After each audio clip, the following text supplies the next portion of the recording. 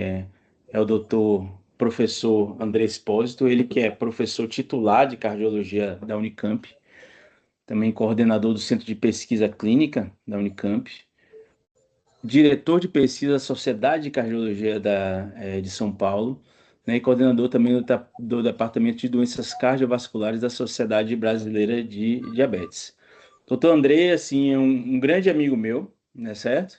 É, conterrâneo aqui de Salvador, né? Algumas pessoas estão me mandando mensagem, André, ao longo da semana, que falando assim, pô, doutor André, né, elogiando, né, a presença do doutor André, falando sempre assim uma frase comum, né, dessas mensagens é assim, grande amigo da nefrologia.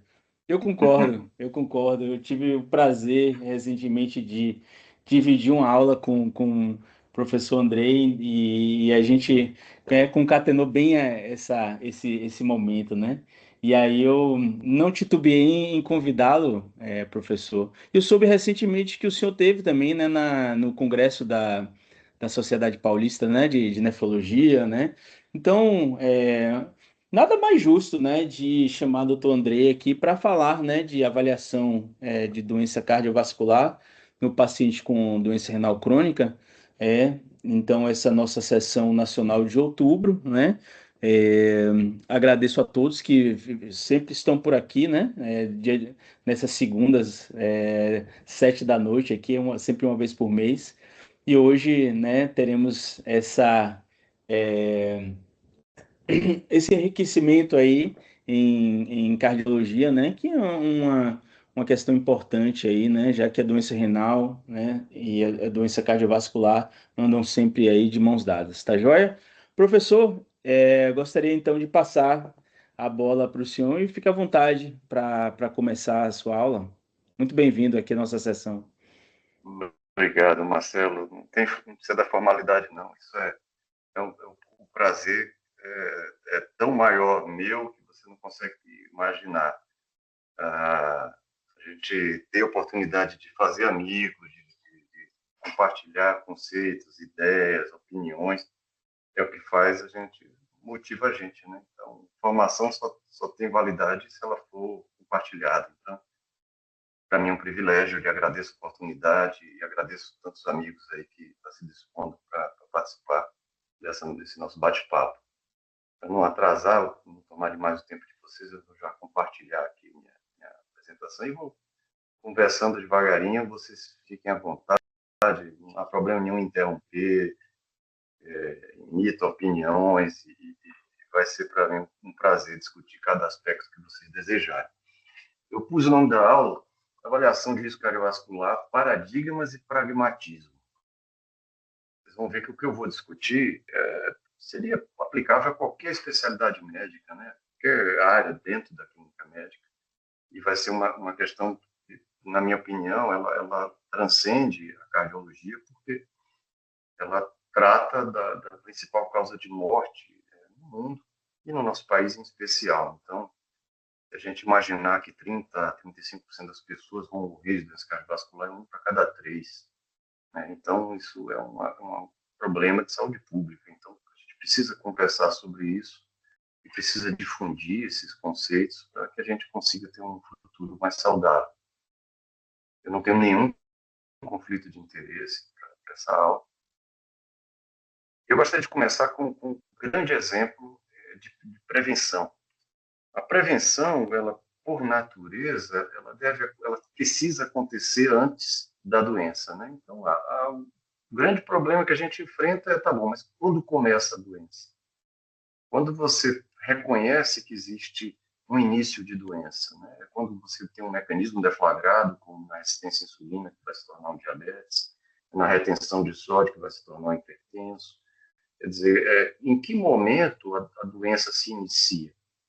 Isso é uma definição totalmente retórica. A gente não tem como definir isso, mas a gente sabe que a infância é um período que, para a grande maioria das pessoas, é fértil, porque antecede qualquer uma dessas manifestações. Então, prevenção primordial é aquela prevenção que é feita antes do aparecimento dos fatores de risco, do desencadeamento de doença, guardando uma certa análise crítica que essa borda não é muito nítida, né? Uma zona cinzenta. O que aconteceu é que o estudo dos 7 países, que foi realizado entre a década de 70 e início da década de 80, tinha chamado a atenção que a Finlândia tinha uma incidência de doença cardiovascular e que ultrapassava em muito dos outros países europeus, mesmo quando se ajustava para nível de colesterol. Então, o que tinha de especial na Finlândia? Né? Era o hábito alimentar, eles comiam muito banha, né? Relacionada à condição do frio que eles tinham muito tabagismo. Então, havia uma concentração de morte cardiovascular muito grande. E uma cidade pequena, que chama Karelia do Norte, que fica na Finlândia, e é uma cidade que tem como principal atividade uma universidade. A sua universidade ela centraliza as atenções da Karelia do Norte. E a universidade, diferentemente do que acontece no nosso país, muito interagindo com a administração municipal, sentaram e vamos enfrentar esse problema. E deram as mãos e a ideia surgiu, esse projeto, que chamou Projeto Karelia do Norte. O projeto foi, nas escolas, instituir educação, atividade física, educação alimentar, educação antitabagismo, na infância. Ninguém falava dos adultos. A ideia era investir na infância para mudar a realidade. O que eles perceberam é que, mudando o comportamento das crianças, eles terminaram mudando o comportamento dos pais. Isso se difundiu. E isso começou mais ou menos no final da década de 60 para a década de 70, para a década de 70, e quando isso aconteceu, a mortalidade começou a cair em Karelia do Norte, que vocês estão vendo aqui em verde. Quando chegou em 1978, já quase 10 anos do projeto, o governo da Finlândia percebeu o que estava acontecendo e falou: peraí, a gente quer fazer isso também. E aí eles copiaram o modelo que foi criado em Karelia do Norte para o país inteiro. O resultado disso é que, em 30 anos, eles reduziram a mortalidade cardiovascular na Finlândia em 75%, mortalidade em Karelia do Norte em 82%. É uma história espetacular, né? E mudou. A Finlândia hoje está entre os países com menor mortalidade por infarto do mundo. E isso aconteceu porque a prevenção foi feita realmente antes, né? O impacto é bastante grande. Isso pode significar que, se a gente comer melhor, fizer atividade física e não fumar, a gente vai mudar a realidade do país? Sim e não. Uma vida saudável sempre poupa anos de vida, em qualquer idade. Vocês vejam que aqui é o extremo oposto que eu escolhi. Então, são indivíduos a partir de 65 anos de idade, e aqui é o número de anos de vida que a gente ganha para ter um estilo de vida intermediário ou ter um estilo de vida saudável. Então, aos 65 anos, ter um estilo de vida saudável representa quase 5 anos a mais de expectativa de vida. Aos 100 anos, você ainda discrimina esses dois grupos, né? No entanto, você também percebe que, na medida que a idade avança, o impacto em expectativa de vida diminui, seja porque existe uma limitação, competição de riscos, né, que vai limitar a expectativa de vida, seja porque existe um evento, uma doença acumulada. A doença aterosclerótica é uma doença naturalmente cumulativa. E a gente nem sempre consegue reverter. Uma coisa é prevenir antes que ela existe, outra coisa é tentar desfazer um construto fisiopatogênico criado ao longo de muitos anos. E isso é a base do que a gente resolveu como prevenção de doença cardiovascular. Alguns anos atrás, um estudo financiado pela NIH, muito bem desenhado, tinha como pergunta: tá, mas se eu pego hoje um indivíduo diabético, com doença cardiovascular, com excesso de peso, e faço um modelo de intervenção com mudança de estilo de vida, com atividade física, com educador físico, com nutricionista, com assistente social, com apoio psicológico, todo mundo aqui, e eu invisto nisso, eu consigo mudar a realidade em termos de risco cardiovascular da população. E eles fizeram isso, eles randomizaram. Uma parte do grupo ganhou esse pacote de mudança intensiva de estilo de vida, outro grupo foi acompanhado pelos médicos. E no final do primeiro ano, os grupos já se diferenciavam, quase 8 quilos em média. Frequência abdominal também reduziu bastante. O nível de atividade física, o número de METs, que eles eram capazes de desenvolver por atividade física, cresceu bastante. Isso mostra condicionamento, aumento de VO2, redução da glicada. Vários pacientes pararam de tomar antidiabéticos, antihipertensivos. Então, no final do primeiro ano, eles publicaram um dado sugerindo, né, mostrando o quanto isso pode ser benéfico. E o estudo deu sequência, e vocês veem que o que aconteceu é que mais ou menos entre o terceiro e o quarto ano, eles perderam esse gradiente para vários desses elementos, né? Eles passaram a se aproximar, ou seja, não havia muita diferença entre os dois braços. Então, aquela mudança, ela durou, se você calcular essa área sobre a curva, ela durou mais ou menos 3 anos, 3 a 4 anos. Né? Então, a pergunta passou a ser, tá, em 3 a 4 anos de uma mudança intensiva no estilo de vida, muda o prognóstico? E aí, quando você vai olhar no risco cardiovascular, você não vê nada, né? As curvas são completamente sobrepostas. E isso trouxe uma resposta para a gente. O estudo foi interrompido por futilidade. Futilidade, entenda, sem a conotação do português, né? Futilidade pela impossibilidade de se demonstrar a diferença entre os dois braços, com P de 0,5, né? Então, abundantemente não significante. O estudo foi interrompido. E a conclusão que se chegou foi que 3 a 4 anos de mudança intensiva de estilo de vida não muda o prognóstico cardiovascular. Você precisa fazer isso, hipoteticamente, por um tempo muito mais prolongado para conseguir enxergar alguma coisa. E isso faz a gente refletir sobre a nossa capacidade de mudar o risco cardiovascular dos pacientes que nós temos com a mudança de estilo de vida. A mudança de estilo de vida vai mudar o controle metabólico, vai mudar a pressão arterial, mas a gente vai ter 3, 4, 5 anos para poder fazer isso. Nosso paciente vai aderir durante esse período à mudança de estilo de vida. O próximo evento que esse paciente vai ter vai acontecer em quanto tempo? Antes ou depois desse período que ele precisa? E isso faz com que a gente tenha que fazer prevenção dos indivíduos com essas doenças, mais do que mudando o estilo de vida. A gente precisa intervir. São 3 pontos que devem ser considerados nesse cenário. O primeiro deles, essa é uma análise muito elegante, publicada em 2021, uma meta-análise com 8 ensaios, meta-análise IPD, né, com dados individuais, como se fosse um planilhão, com todos esses dados. E eles calcularam uma coisa que a gente deveria sempre ter acesso. Eles tinham também uma coorte prospectiva para poder fazer a modelagem. Então, você tem a meta-análise, você consegue fazer modelos de Markov para fazer modelagem. E eles calcularam o tempo que era necessário para começar a ter benefício com terapia com estatina. E eles separaram, a partir dessa modelagem, um grupo que tinha 0,2% de risco ao ano, 0,5% de risco ao ano e 1% de risco ao ano. 1% de risco ao ano é risco intermediário, dá mais ou menos 10% de risco em 10 anos. Então, é a população, mais ou menos, falando de muitíssimo alto risco. E o que eles demonstraram para a gente, que vocês vão observar aqui pelo sumário, é que quanto maior o risco absoluto, mais tempo leva para começar a ter benefício. O tempo para ter benefício, ele termina sendo estirado, né? Ele precisa de mais tempo para começar a ter benefício. E aí você para pensar nisso e pensa, bom, eu recebo hoje um paciente com doença renal crônica, hipertenso, doença aterosclerótica, eu começo hoje o tratamento com estatina. Será que o tempo que ele tem de vida, o tempo que ele tem até o próximo evento fatal dele, é menor ou maior do que o tempo que ele precisa para reduzir o risco? E esse é um das premissas que eu quero levantar para a gente discutir. A segunda premissa é: a gente sempre trabalha com redução de risco relativo. Então, a gente introduz medidas que vai reduzir X% de risco, vai reduzir 15% a redução de LDL, vai reduzir 20% a redução de pressão arterial, vai reduzir 10% a redução da glicada. Quer dizer, a gente calcula esses percentuais, mas a gente sempre vai estar fazendo um desconto percentual. Então, a redução do risco relativo. E a redução do risco relativo ela vai ter maior ou menor relevância clínica conforme o risco absoluto de partida. Claro que reduzir 20% num risco muito alto termina sendo chama mais atenção. O valor absoluto da redução do risco é maior, o número necessário a ser tratado é menor, todo mundo fica empolgado com isso. Mas, ao mesmo tempo, quanto mais alto o risco absoluto de partida, maior vai ser o risco que vai restar depois da sua intervenção.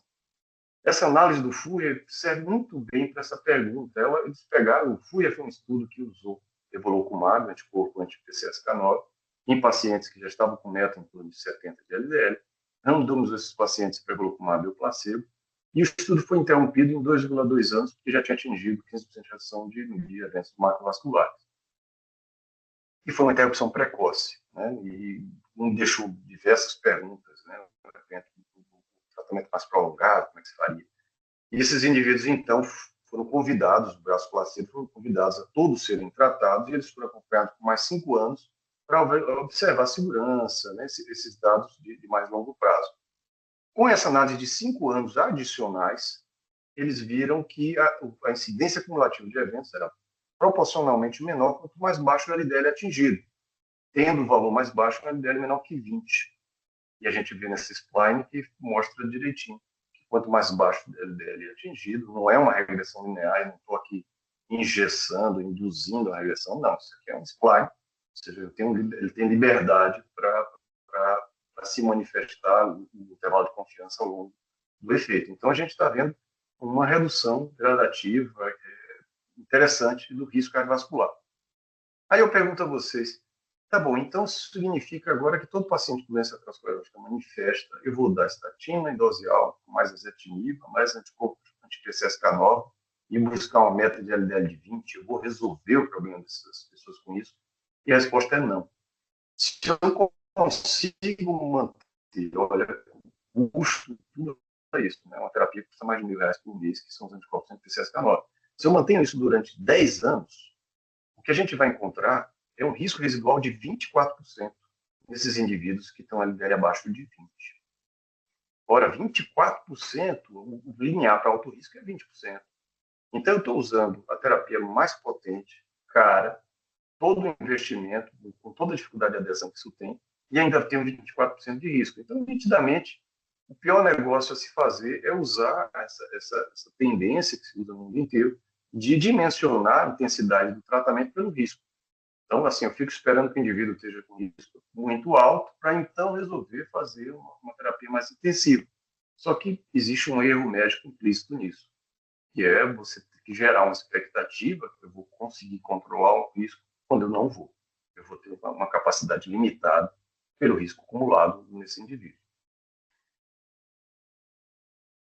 Para dar uma luz nessa direção, essa publicação do Brian Ferentz, ele tinha como finalidade mostrar a clareza da associação de colesterol e risco cardiovascular, tirar o conceito de hipótese, e ele mostra em 3 grupos de estudos baseados em ensaios, estudos baseados em coortes, estudos baseados em randomização mendeliana, todos sabem que a separação dos indivíduos, não pela característica clínica laboratorial, mas pelo genótipo. Então, a gente busca na randomização mendeliana indivíduos que naturalmente teria 1 milimol, 2 milimoles a menos de LDL, pela característica genética dele. Então, esse indivíduo é exposto a isso a vida inteira.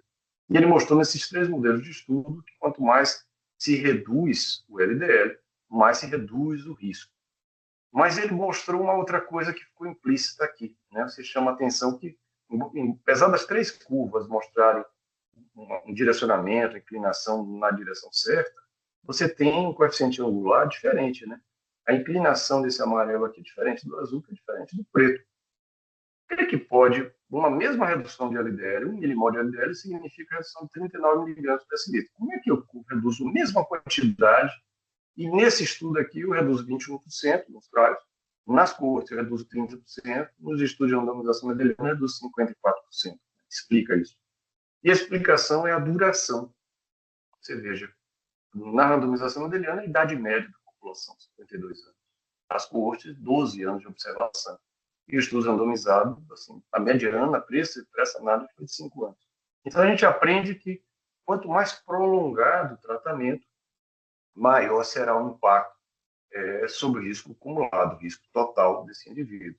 Seja porque você tem mais tempo para somar a redução do risco relativo, seja porque você começa antes que isso se manifesta. Então, isso gerou 3 aprendizados que colocam em xeque a maneira como hoje ainda a gente pratica a prevenção. Ou seja, com o aumento do risco absoluto, aumenta-se o tempo até início do benefício. E isso põe em xeque essa questão que eu mencionei de a gente escolher só indivíduos de risco muito alto para começar a tratar de forma mais intensiva. Quanto maior o risco absoluto, maior o risco residual pós-intervenção. Isso cria a necessidade de múltiplos tratamentos, aumento de custo e redução de sucesso terapêutico.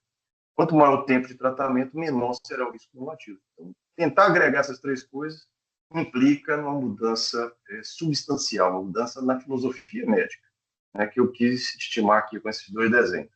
A gente foi educado, e os meus exemplos, eu acredito de vocês também, foram todos baseados em grandes líderes, grandes exemplos. Né? No meu caso, o professor Ney Rocha, o pai do Marcelo, o professor Antônio Carlos Lopes, assim, pessoas que representavam modelos, e essas pessoas se diferenciavam para a gente porque eles passavam na enfermaria e davam um diagnóstico brilhante. Né? Eu lembro de cenários da minha formação que me marcaram muito. De alguém discutir um caso clínico e ninguém está pensando e fala, poxa, isso é um diagnóstico, é uma doença tal, e todo mundo fica impressionado. E eu cresci tentando ser essa pessoa. Então, nesse modelo aqui da esquerda, né? Então, a gente foi treinado a ser bom de identificar a doença e a tratar bem o indivíduo enfermo. Então, no nosso modelo, entre 10 pessoas que a gente encontrasse, uma pessoa a gente deveria identificar que está doente e concentrar todo o tratamento nessa pessoa. Ora, esse modelo ele tem um monte de limitação. Para doença cardiovascular, 50% dos pacientes com infarto morrem antes de chegar no hospital. Então, se eu esperar ter uma manifestação para começar a prevenir, eu perco 50% dessa população. 5 a 15%, depender do hospital, da característica dos pacientes que hospitalizam com infarto morrem. Então, eu já perco mais, pelo menos 5%. E uma parte considerável desses indivíduos, assim, no primeiro ano, 26% de recorrência de eventos. Então, você cria uma bola de neve e isso vai criar uma condição intratável. O modelo que funciona é um modelo totalmente anti-intuitivo. Eu tenho 10 pessoas, essas 10 pessoas não apresentam doença, não têm manifestação de doença, e eu vou tratar as 10 porque uma entre elas vai ficar doente. Isso é contra-intuitivo porque na cabeça da gente você vai tratar 9 pessoas que não vão manifestar essa doença. E isso causa uma estranheza para a gente fica desconfortável com isso. Por outro lado, se você não pensar em tratar a doença, você vai tratar o risco de todos os 10. Então, você vai estar reduzindo a probabilidade de doença em todos os 10.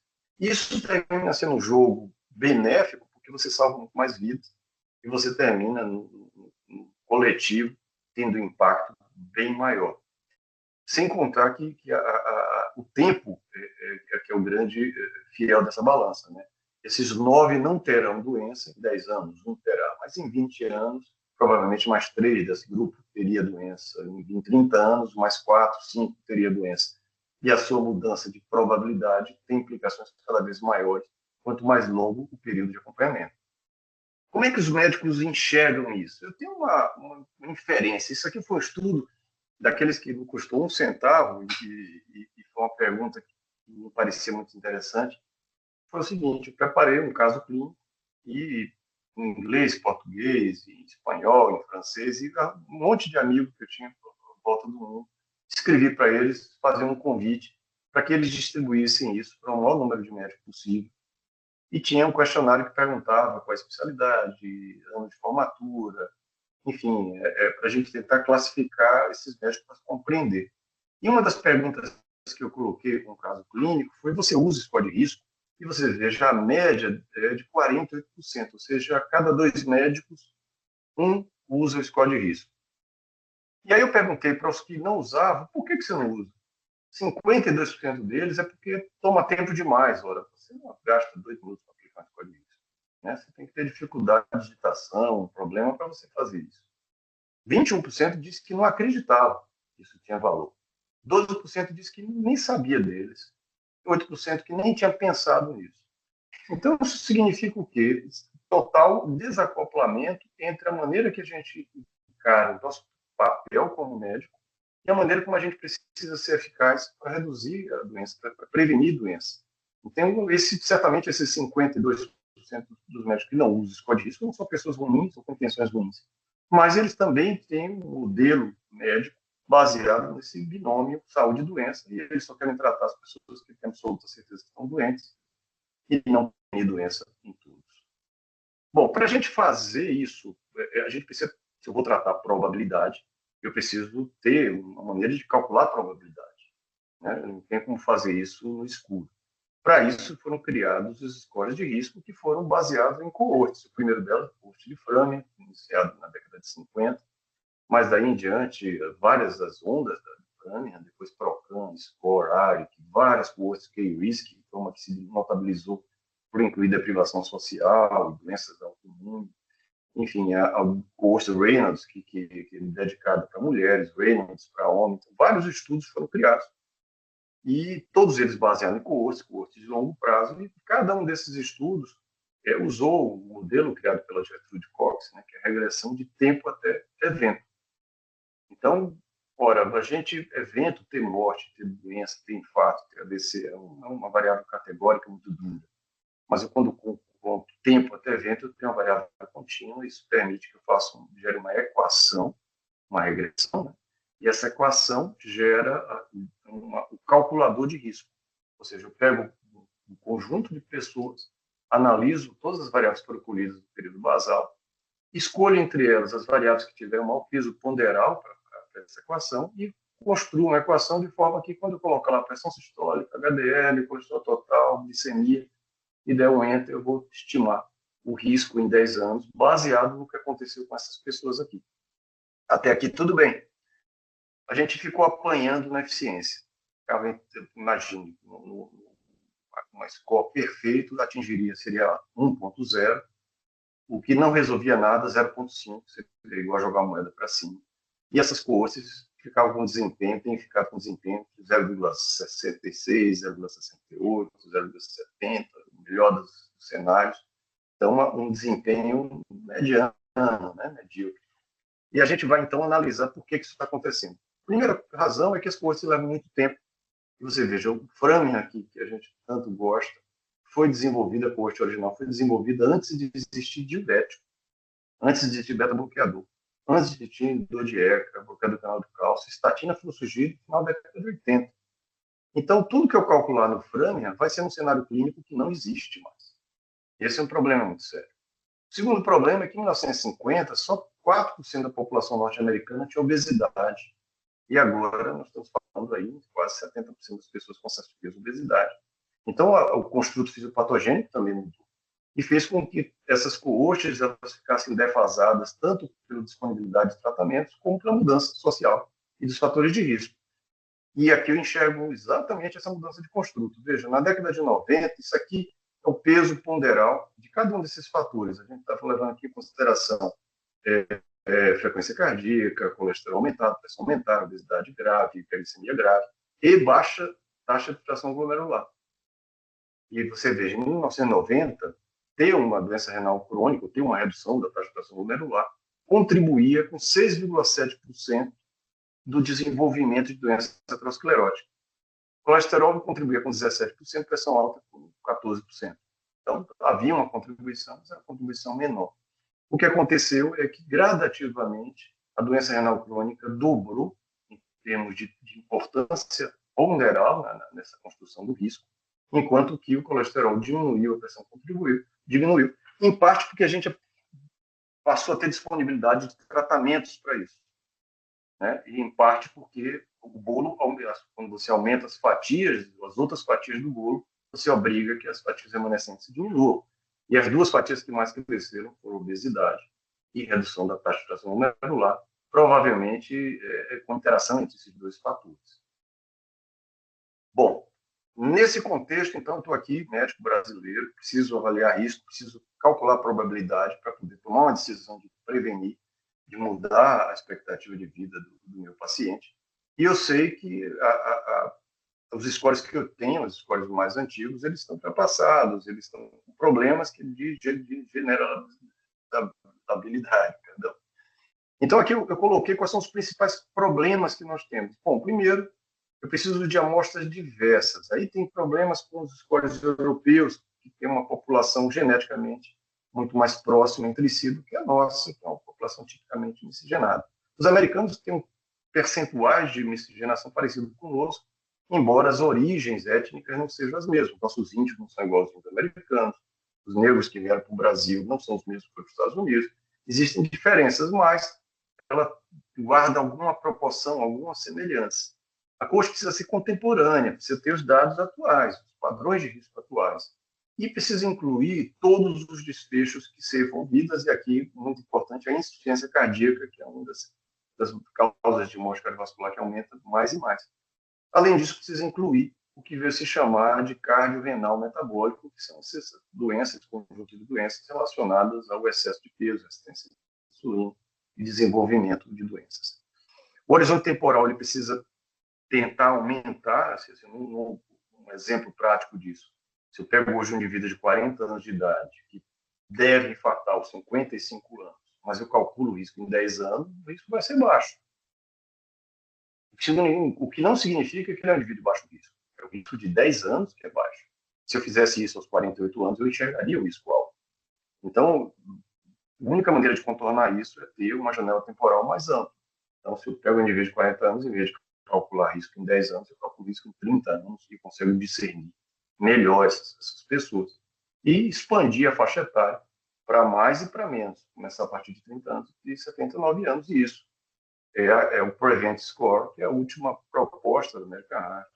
Longe de ser perfeição, mas tem algumas características que melhoram bem. Primeiro, a corte contemporânea. Né? A base de dados são, na verdade, 25 coortes e dados de vida real, que soma 3 milhões de indivíduos nos Estados Unidos para a criação da equação, e mais 3 milhões para validação dessa equação. Eles conseguiram, com esse número de pessoas, ter uma capilaridade para incluir proteinúria, hemoglobina glicada, deprivação social, IMC, e conseguiram gerar dados para a predição de insuficiência cardíaca. Se você entrar no website da American Heart, você vai encontrar isso aqui. O preenchimento desses valores, o corte de risco para 10 anos se mantém no Brasil. A gente não separa borderline de intermediário, tudo isso aqui é risco intermediário, e você vai ver o risco de insuficiência cardíaca, o risco de doença cardiovascular em 10 e em 30 anos.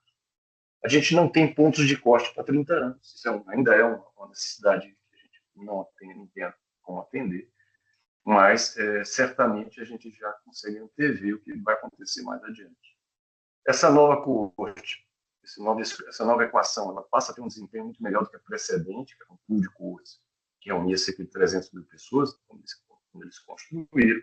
Vocês vejam que aqui o que acontecia com essas coortes é que ela tendia a superestimar o risco, coorte precedente. Você veja aqui o risco estimado, o risco real, são bem superponíveis, então um desempenho bem melhorado. Resolvemos completamente o problema? Não. Nós temos ainda algumas limitações. Uma das limitações, esse diapositivo fica muito claro aqui. Vocês estão vendo aqui, lembra o desempenho estatístico, né? A área sobre a curva. 0,5 é nenhum efeito, 1 seria supremo, mas aqui, olhando entre 0,5 e 0,75, a gente está vendo aqui embaixo os níveis de risco. Vocês vejam que o desempenho é muito alto, ele tende a ser melhor nos indivíduos de baixo risco e risco intermediário. Depois ele fica mais ou menos semelhante, ele começa a cair justamente nos indivíduos de alto risco. Então, essas equações, mesmo elas melhorando, elas vão ter ainda um comportamento na predição de risco que vai ser variável. E ela vai tender, o que é pior, a subestimar o risco nos indivíduos com risco mais elevado e vai tender a superestimar nos indivíduos de risco mais baixo. Como é que eu lido com isso? Né? Aí entra aqui um fenômeno que a metodologia. Eu fiz uma regressão linear para o risco. Né? Eu fiz uma regressão de Cox, admitindo o tempo até o primeiro evento e admitindo que todo se comporta de forma linear. E a verdade é que isso não é verdade. Então, como é que a gente contorna isso? Havia uma expectativa que, aumentando o tamanho amostral, a gente pudesse melhorar a precisão. Né? Isso é mais ou menos verdade para quase todas as coisas, mas aqui não é exatamente. Vocês vejam aqui a área sobre a curva, que cada um dos indivíduos, numa análise de 50 indivíduos, de 100 indivíduos, 50, 500, quando a gente aumenta o tamanho amostral, você tem menos dispersão, né? Fica muito mais interessante. Mas você não muda a eficiência, você não muda a área sobre a curva. A área sobre a curva está atrelada à maneira como foi construído. Você aumentando o tamanho amostral, você só aumenta a precisão da sua equação em definir, achar aquele valor. Mas o quanto esse valor representa a realidade vai estar atrelado à construção disso. Então, não vai ser tendo coortes maiores. Alternativa. O mundo inteiro adotou o que no Brasil foi chamado de fatores agravantes, cada lugar chama de uma maneira diferente, ou modificadores do risco, ou seja, você calcula o risco, o prevent, e se você encontrar qualquer um desses elementos, você reclassifica um nível acima, e isso especialmente em indivíduos diabéticos. No diabético, independente disso, se você encontrar qualquer um desses fatores que são de muito alto risco, e você entenda que estenose, mais de 50% de qualquer artéria, retinopatia, neuropatia, síndrome coronariana aguda, qualquer um desses cenários já classifica esse indivíduo com muito alto risco. E aqui na doença renal, a gente vai ter que se referir à tabela clássica do CADID para definir isso aqui, que é exatamente o que vocês conhecem. Então, a gente vai também usando aquela premissa de a gente vai tratar mais intensivamente quanto maior a gravidade da doença, e você vai escolher os indivíduos de muito alto risco, com proteinuras mais importantes, ou com redução de taxa de filtração glomerular mais importante, tratando mais intensamente justamente esses indivíduos aqui, ou seja, classificando eles como mais alto risco. Essa classificação que serve da Sociedade Europeia de Cardiologia, e agora foi publicada há 3 semanas na Brasileira, define como risco extremo aquele indivíduo com doença recorrente, e que busca um alvo de LDL em NOC 40, entenda, isso aqui baseado, o nível de evidência disso não é espetacular, porque o nível imediatamente precedente, menor do que 50, 10 miligramas por decilitro de diferença, não vai ter uma mudança extrema, mas, enfim, a gente seguiu a Sociedade Europeia. O risco muito alto, uma meta menor que 50, risco alto menor que 70, risco intermediário menor que 100. E no baixo risco, ninguém vai prescrever terapia hipolipemiante, mais abaixo de 115, com recomendação para estilo de vida. Bom, ainda assim, usando a equação atual, usando fatores agravantes, a gente ainda vai ter problemas, né? O primeiro problema, você lembra que eu falei para vocês que as equações foram feitas de tempo até evento, tempo até o primeiro evento, que é como elas são construídas. Mas a gente tem paciente que tem eventos recorrentes. O paciente infarto, eu dou alta, ele volta com angina, ele volta depois com AVC, ele faz um morte cardiovascular. E tem pacientes que têm o primeiro evento e ok. Esses dois pacientes o risco vai ser calculado de forma idêntica, mas eles são completamente diferentes. É que essa metodologia de regressão não permite enxergar eventos repetitivos. Para isso, eu precisaria de modelos de risco total, o Weibull é um modelo que faz isso. Segundo problema, eu tenho um problema típico do paciente em diálise. Né? Eu tenho um paciente em diálise que se imagina que a mortalidade anual no Brasil esteja em torno de 20%, mais de 50% de doença cardiovascular, mas ele não morre só de doença cardiovascular. Eu pego essa população e dou estatina, reduzo o LDL, que funciona em todo mundo, mas eu não consigo mudar a incidência de eventos. Porque a estatina não funciona? Não. Porque ele tem tantos riscos concomitantes que mesmo que eu tire um deles, eu não consigo mudar a curva de sobrevida deles. Isso é competição de risco. Isso é igualmente verdade para o tabagismo, que mata de câncer, do POC, mas também de infarto. E a gente não tem esse ajuste. E isso faz com que a gente tenha uma visão um pouco clara de pertinência das intervenções. Outro problema é que ele imagina que há uma estabilidade de cada uma dessas variáveis, ou seja, o tabagismo é igual em todo paciente, o diabetes é igual em todo paciente, a soma de tabagismo com diabetes é igual à soma de tabagismo com hipertensão. Ele dá uma simplificada, retirando efeito sinérgico, interação com os indivíduos, interação individual, né? Cada pessoa tende a ter uma capacidade de resistir a esses fatores de risco de forma diferente. Então, é uma premissa de generalização. Por fim, o modelo de regressão linear, que a gente sabe que o risco também não é estável ao longo da vida. A gente tem períodos que o risco cardiovascular aumenta, outros que diminui, relacionado à exposição, privação social, vários fatores que acontecem. Como é que eu lido com essas limitações? Bom, o que está aparecendo de novo, e a gente está começando a surfar nisso, são as análises baseadas em clusterização, ou seja, em criação de grupos baseados em machine learning, né, inteligência artificial. Esse conjunto, em vez de eu fazer uma equação única que sirva para todo mundo, eu passo a reconhecer conjuntos de variáveis que são identificadas como alto risco. E aqui é um estudo com o UK Biobank, quase 400 mil pessoas, em que eles compararam os scores de risco mais tradicionais europeus, né, e viram a eficiência, que, como eu falei, 0,70, 0,719, e você veja o desempenho fica nessa casa aqui do 0,7. Eles fizeram uma regressão específica nesse conjunto e melhorou. E a clusterização ficou muito próximo, mas foi o melhor resultado do que eles tiveram. Isso, naturalmente, com modelos, considerando eventos cumulativos e com algumas melhoras. A taxa de reclassificação não foi espetacular, mas variou entre 5% e 10% comparado com a regressão do mesmo conjunto. Nós fizemos a mesma coisa aqui no Brasil com pacientes que haviam tido infarto. E aqui é um cenário bem diferente, porque eu vou aplicar os scores que são europeus e norte-americanos para uma baseada em regressão de uma machine learning naquele mesmo conjunto de dados, né, no mesmo conjunto populacional, mas com a população de teste diferente. E vocês vejam que a eficiência do score norte-americano, do score europeu, o outro score norte-americano, muito ruim, 0,6, 0,6.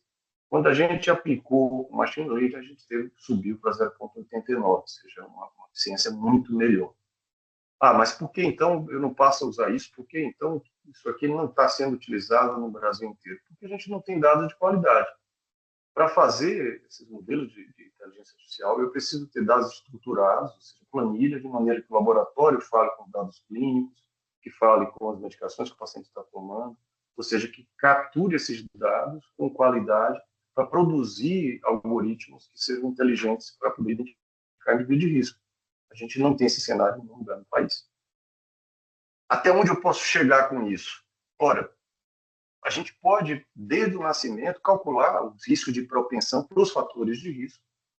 E baseando nisso, assim, no futuro vislumbrável, a gente pode sim saber que criança precisa ser realmente magrinha e fazer atividade física e fazer um perfil alto de estilo de vida, que criança pode ser um pouco mais flexível nisso, baseado em propensões para hipercolesterolemia, propensão para hipertensão, propensão para doença cardiovascular. E aqui são dois exemplos dessa proposta do Brian Ferentz, mostrando assim, olha, uma pessoa que tenha 80% de percentil para risco de doença cardiovascular precisaria reduzir só 21 mg de LDL, 5 mg de pressão sistólica, para se equalizar com os indivíduos de mais baixo risco, se ele começar isso desde a infância. Aqui, uma pessoa que tem 20% de propensão, ele precisa só reduzir uma LDL em 10 mg por decilitro para já estar no risco mais baixo possível populacional. Então, imagina, 10 mg por decilitro é você cortar o Big Mac da refeição dessa criança. Você já está resolvendo isso aí. Então, é o que se imagina. O cenário que a gente conhece, a gente teria, então, a possibilidade de utilizar dados genéticos, estilo de vida, ambiental, com exposoma, né, que são essas medidas do mundo externo interferindo com a gente, e geral, que passou a se chamar de interatômica, ou seja, são big data com esse conjunto de dados, para separar os clusters, né, os grupos de pacientes. E aqui você ter uma separação, uma identificação completa, uma integração dos dados, interpretação, um planejamento terapêutico e o segmento, que tipo de segmento que vai ser feito. Por fim, o nosso último aditivo nessa equação são os wearables. A gente começa agora a enxergar risco por variação respiratória, variação de frequência cardíaca, mudança de equilíbrio de caminhada. A maior parte dos smartphones percebe equilíbrio de caminhada, velocidade de passo, número de caminhada, exposição. E esse conjunto, ele não só alimenta o cálculo do risco, como ele avalia, ele reavalia as intervenções. Você vai ver, então, se o seu paciente, que agora está com pressão controlada, glicemia controlada, está com função renal melhorada, se ele passa a ter uma velocidade de marcha melhor, se ele passa a ter um desempenho, uma variação do ritmo cardíaco melhor, ou seja, se a gente, de fato, está mudando o prognóstico desse paciente. Esse é meu último slide, eu gostaria de deixar isso de uma forma positiva. Eu vi isso no editorial dessa pesquisadora e isso, estranhamente, me provocou muito. Ela fala mais ou menos o óbvio, né? Mas a prevenção é uma promessa. Prevenção do nosso paciente que nos busca é uma promessa de mantê-lo em boa saúde, testando, diagnosticando e tratando condições que existem antes de ter sintoma. Então, esse é o checkmate total nesse modelo binário saúde e doença. A gente, para fazer realmente boa medicina sem ter lâmpada de cristal, a gente precisa de muita tecnologia, a gente precisa de muita probabilidade para poder intervir. Agradeço muito mesmo a atenção de vocês e estou à disposição caso tenha alguma objeção, dúvida, crítica, que vocês se sentirem à vontade. Excelente, Andrei. Muito obrigado, por você abrilhantar nossa noite, né, com essa, né, explanação sobre o tema. Eu é um tema assim que me fascina, né? Eu tenho realmente essa inclinação epidemiológica, você sabe bem disso. E você fez meio que um apanhado assim, eu diria que até histórico, né, sobre, né, a construção desses scores, né? Por que que a gente aplica esses scores e em que contexto eles foram criados? Eu acho que isso é muito importante para a gente ter a dimensão, né, de que você não tem uma acurácia, né, nesse momento, né, de coisas que de repente estão sendo usadas aí historicamente, né? Então, eu acho que foi um apanhado bem legal para a gente compreender, né, refletir um pouco, né, e de repente até avançar em conhecimento. Mas eu vou passar a bola, Andrei, aqui para a minha também, eu diria, uma das minhas grandes mestres, assim, na minha carreira, que é a doutora Patrícia Abreu, que ela é nefrologista lá da Escola Paulista de Medicina e trabalha, né, tem a linha de prática de pesquisa no tratamento conservador. E eu estou vendo que ela com a mão levantada, ela sempre tem ótimas colocações e perguntas. Então, professora, passo a palavra para ti, doutora Patrícia. Oi, pessoal, boa noite. Eu estou com a câmera fechada porque eu estou dirigindo, mas eu fiz questão de entrar, Andrei, acho que, não sei se foi 2017 ou 2019, você estava no congresso da Sonesp, na mesa com a Maria Eugênia, e talvez você não saiba, mas você falou sobre o risco acumulado, o risco relativo, o quanto que o colesterol já vinha entupindo os vasos, e estava do meu lado grandes mestres em nefrologia, grandes professores, e depois da sua aula sobre alvo de LDL, não foi nem para renal crônico, a gente estava tudo numa mesma fileira, e vários professores falaram, nossa, vou chegar hoje e vou aumentar a minha estatina, porque... E daquele dia para frente, o nosso ambulatório aqui de tratamento conservador da Unifesp, eu até conversando com a Maria Eugênia, falei, Maria Eugênia, a gente nunca vai ter evidência, né? Nefrologia não tem, cardio tem. Então, vamos deixar todo mundo lá embaixo, porque o renal crônico, ele já é de muito alto risco. Então, primeiro, Andrei, muito obrigada de novo. Sempre brilhante te ouvir, eu sempre aprendo. Quando você falou de 10 pessoas, provavelmente uma delas vai ter uma doença no futuro. Se a gente lembrar que hoje no Brasil metade da população está com sobrepeso, né? E a gente tem uma resistência em falar que obesidade é doença, então um quarto já é obeso. Então eu acho que essa sua entrada como prevenção está valendo mais do que nunca. E aí a pergunta que eu queria fazer para você é assim, essas ferramentas de estratificação de risco, como que a gente pode levar de uma forma simples, sem custo, para a atenção primária, porque é lá que está a prevenção ou até a promoção de saúde, e de que forma eu posso levar isso para o nefrologista, especialmente aquele que faz o tratamento conservador, porque esse indivíduo, a grande maioria, já chega lá no vermelhinho de muito alto risco, e aí o meu tempo na nefrologia é curto, e lá na atenção primária, teoricamente, eu tenho um tempo maior.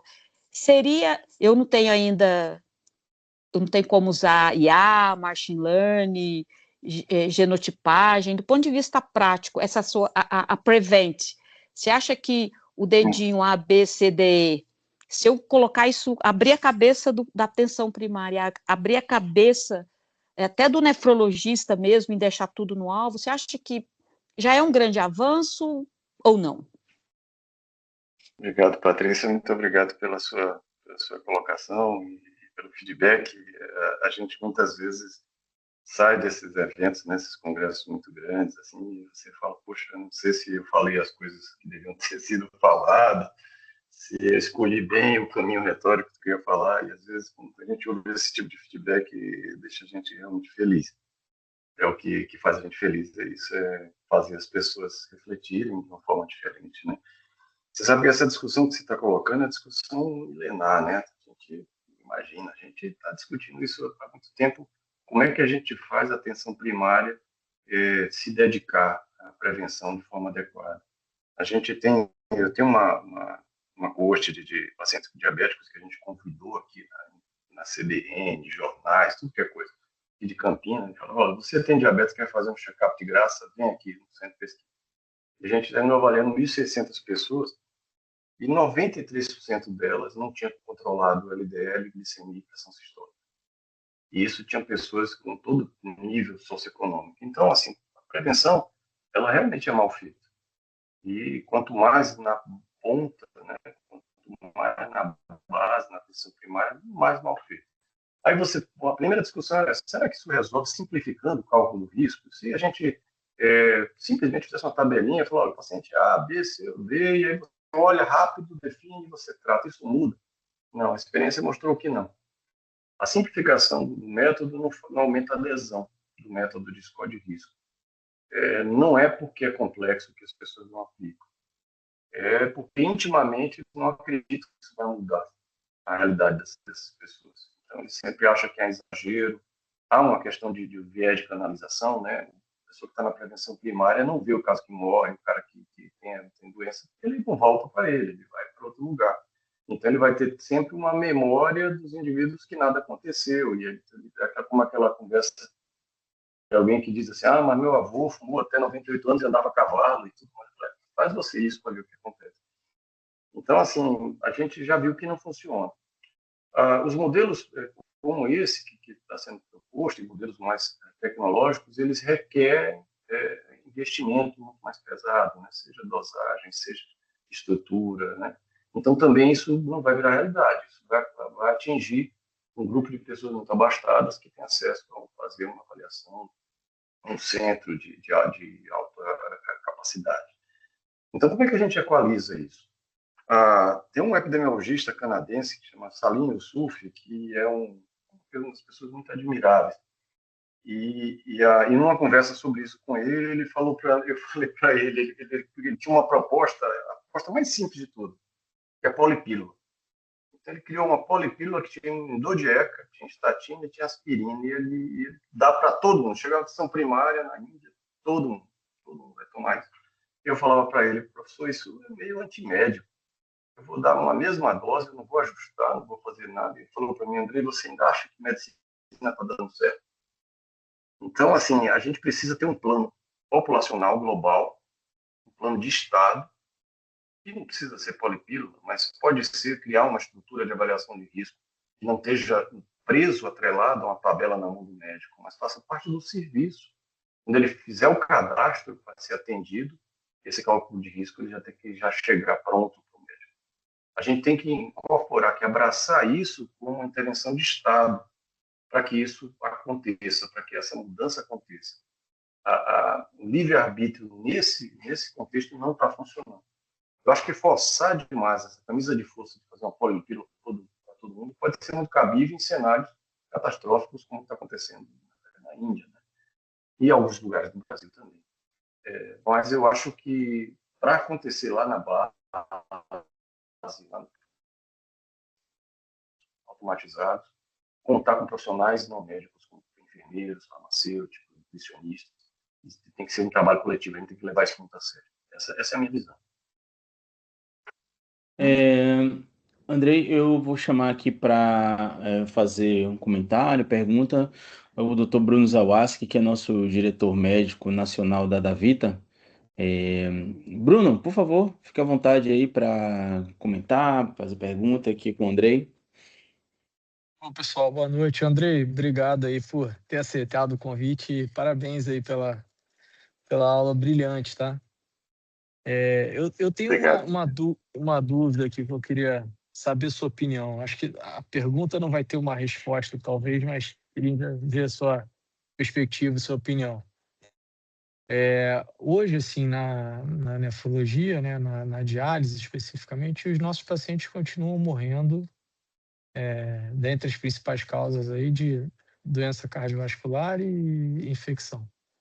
A gente tem aí hoje dados de quase 30 mil pacientes estão dialisando com a gente. Quando a gente olha aí os dados estruturados que a gente tem hoje, a gente vê que, assim, 70% das vezes aí tem as causas ali que estão como indeterminadas, que na maior parte das vezes é por alguma uma dificuldade a gente obter o dado, né? E aí a gente não consegue preencher, mas, assim, causas infecciosas e cardiovasculares, elas são as líderes, né? Por exemplo, quando a gente tem catéter, aí a causa infecciosa, ela passa a causa cardiovascular. Quando a gente tem fístula, a causa cardiovascular está na frente.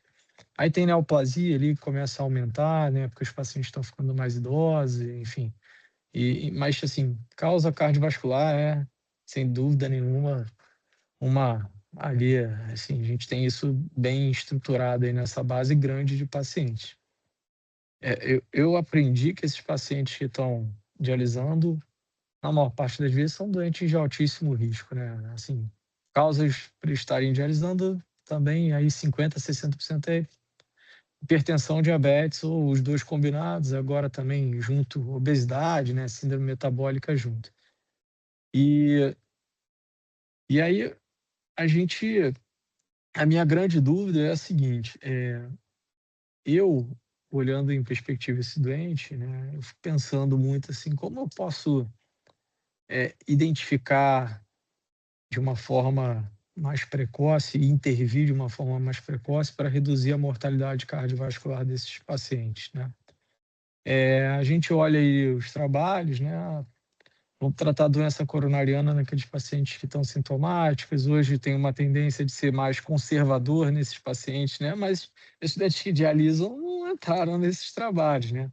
Estudantes que dialisam, na maior parte das vezes, eles podem ter doença coronariana, mas eles acabam não fazendo atividade física, eles acabam não tendo ali um grau de esforço para manifestar, né?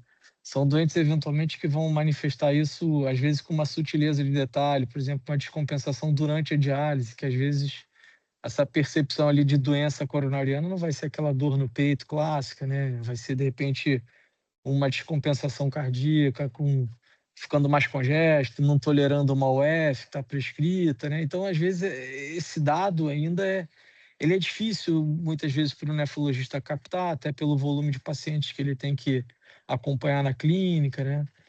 E aí eu fico pensando, que a gente deve fazer nesses doentes? A gente deve estudar mais esses doentes, ser mais invasivo nesses doentes? Aquela história, sei lá, do uso do AS, né? A gente deve usar o AS nesses doentes de uma forma geral, apesar de não estar na literatura isso como uma recomendação direta, né, para o doente que já não teve um evento primário. Eu devo, por exemplo, nesse doente fazer cintilo, sei lá, fazer algum teste invasivo ou não invasivo, né, de estratificação de uma forma mais livre, porque eles não vão ter tantos sintomas. Como eu pego essa população, entendeu? E faço alguma intervenção para tentar reduzir Mudar. essa história natural. Bom, Bruno, obrigado pela sua pergunta e obrigado pela oportunidade de estar aqui batendo um papo sobre isso. Tem algumas coisas que a gente já sabe, tem algumas coisas que a gente precisa saber. A gente já sabe que o diagnóstico de doença obstrutiva coronariana não muda o prognóstico. Então, assim, tem dados da Escola Paulista também, no período em que os pacientes para transplante eles faziam CAT, todos faziam CAT, e a prevalência de doença coronariana obstrutiva é de 70% dessa população aí. Então, assim, a gente sabe que eles têm doença obstrutiva, mas eles não morrem de doença obstrutiva. Eles morrem de ruptura de placa. E a ruptura de placa pode acontecer numa lesão que não tem obstrução, com 5% de estenose. Então, a cintilografia negativa não vai mostrar para mim um paciente que não tem alto risco. Então, não seria um caminho.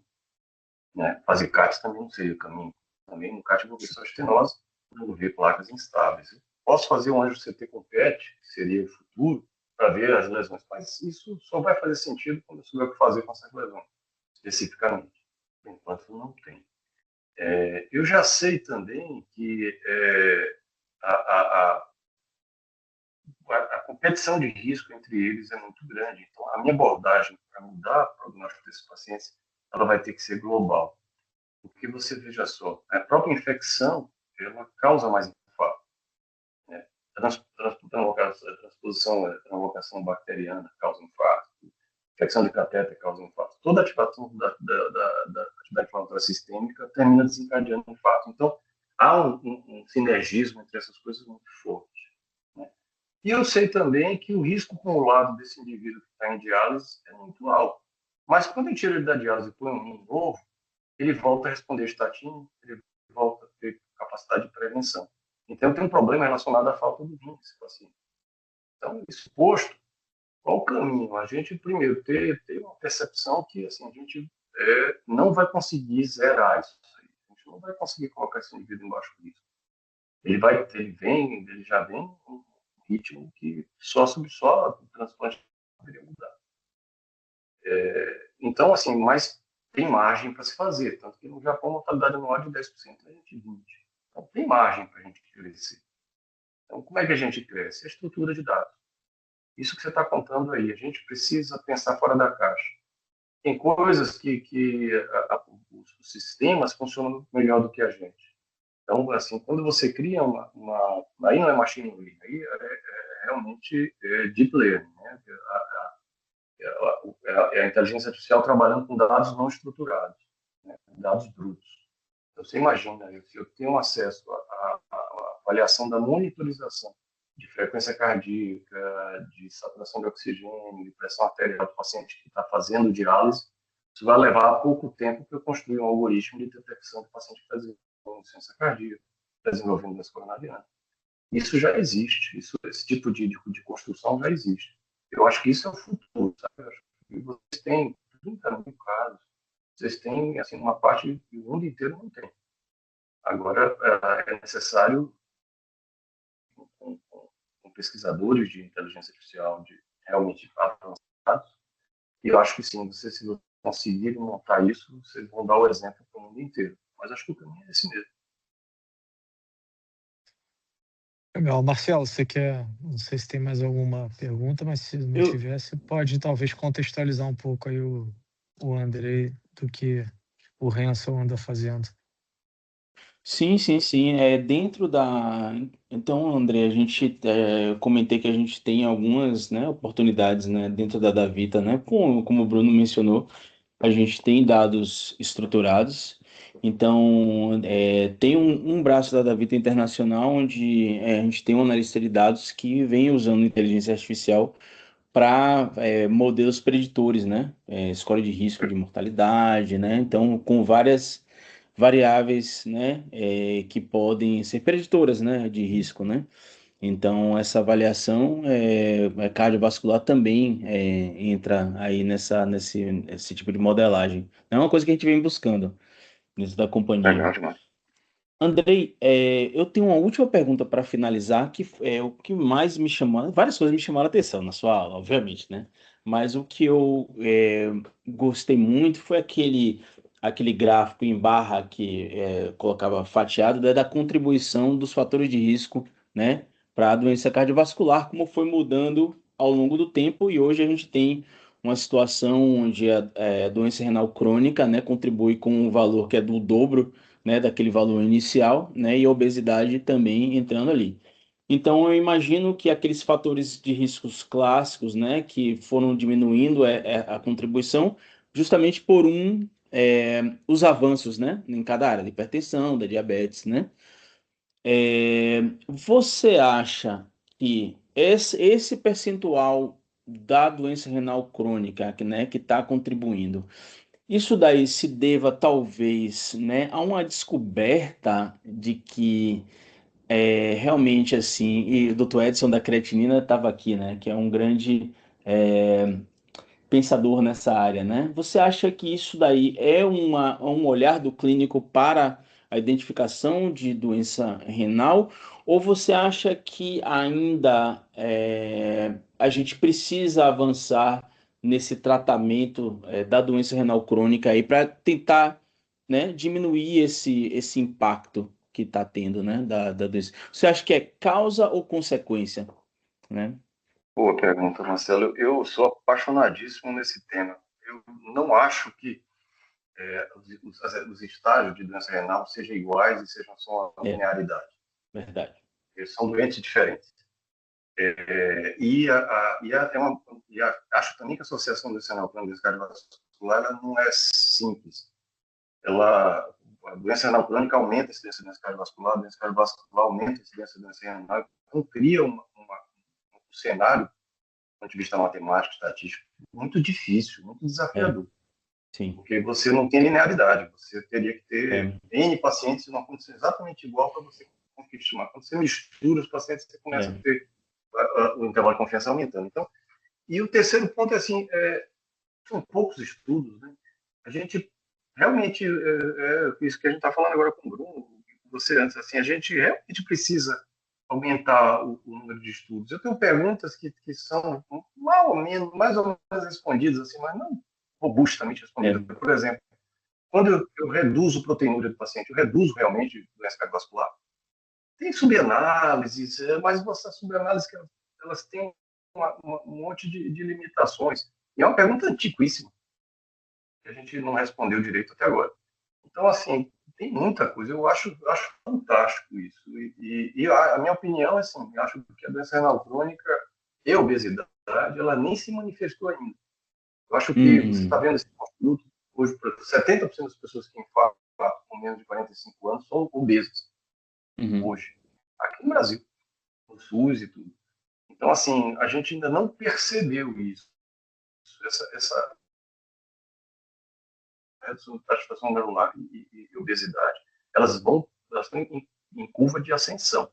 Isso. A gente vai ter um tsunami desses pacientes chegando, pacientes acontecendo mais e mais por conta da obesidade, certamente. E a gente pode antecipar isso buscando métodos melhores de intervenção. Aí vem, daqui a pouco, vem anticorpo anti-IL-6, que tomara que dê certo, que serviria muito bem no paciente renal, e teria, se tiver redução de risco cardiovascular, a gente tem 3 trials em andamento aí, está testando isso. A gente tem caminhos que tomara que mostrem para a gente uma direção. Mas aí, voltando também, né, o que a Patrícia falou, eu preciso que aquele indivíduo com taxa nacional menor que 60 seja bem tratada lá na ponta. Alguém pega esse paciente e fala, peraí, vamos mudar isso aqui, vamos tentar diminuir o declínio, vamos tentar mudar outros fatores, tirar outras coisas, e talvez para que esse paciente chegue para a gente melhor, né? O Hugo Abençu, que é um querido nefrologista de São Paulo, ele uma vez me fez sorrir com aquele, uma situação que o paciente chega no centro de diálise dele, ele dá um abraço e dá os parabéns. O paciente fica meio perdido, ele fala, não, você é um sobrevivente. Exatamente. Morreu um monte de gente antes da sua turma que não chegou aqui. Então, a gente precisa fazer que mais gente chegue bem na diálise, né? Pra, talvez não ter esse risco tão grande assim. Perfeito, perfeito. Andrei, eu queria muito agradecer você ter aceito o convite, né? Em meu nome, em nome de Bruno, que esteve aqui presente, né? Eu acho que é um tema muito assim relevante para a nossa comunidade, né? Então a gente viu que a gente falou do conservador, falou da diálise também, então tá sempre presente, né? E cardio e nefro sempre de mãos dadas, né? Nessa jornada, viu? Então queria muito agradecer você ter disponibilizado, né, seu tempo, né, e esse conteúdo excelente, viu? E até uma próxima. Com fé em Deus, viu? Obrigado, meus amigos. Boa noite, bom restante de noite, de dia, né, para vocês. Abração. Um abraço, Andrei. E uma boa noite a todos aqui que estiveram presentes, né? Mês que vem a gente volta para a nossa sessão nacional, a gente vai falar sobre litíase, certo? É um tema que é interessante para todos os nefros. Um abraço e até a próxima.